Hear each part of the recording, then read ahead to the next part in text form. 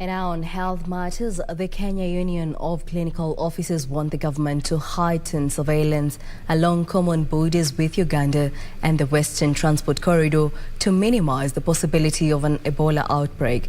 Now, union officials led by the Chairman Peterson Wachira and the Secretary General George Gibora are raising concerns over the general preparedness of the country and counties along the Western Transport Corridor deemed as most at risk. The leaders spoke as they inspected counties' preparedness to tackle the virus. Kenya is yet to register any case of Ebola.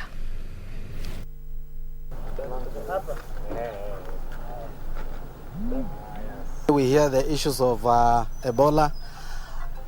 This is a very vital disease that is killing people.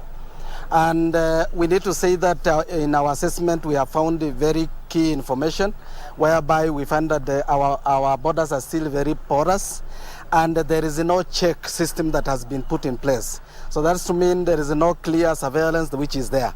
Yes, we want to applaud the government that already there have been around the 20 cases that were suspected to be Ebola and have been tested through chemically and were found negative. That is better.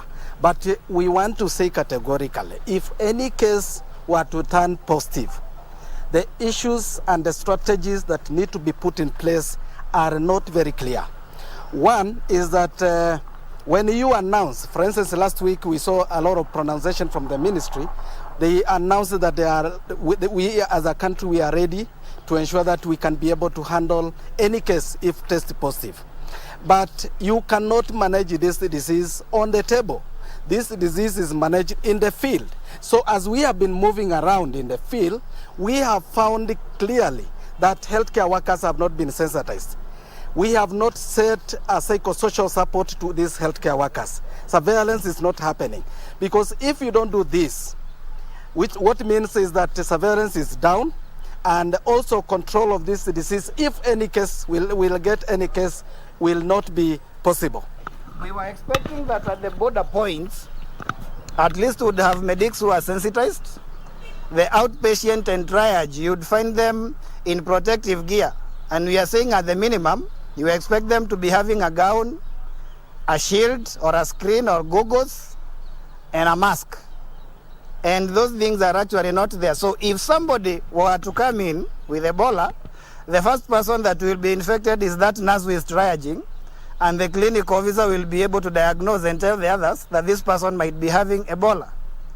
And so as a country, we must be people who learn from our experiences. When we came from West Africa, we gave them a very good report and even proposed, can we have a department that will be able to look at Ebola or the infectious diseases in terms of capacity building and responding, a rapid response team that trains health workers and will be able to respond and help them respond. That was not put in place until COVID-19. Now COVID-19 is here and we don't even seem to have learned from the lessons of COVID-19. We have not been able to learn and try and curb the shortage of health workers that we saw really affected us after COVID-19.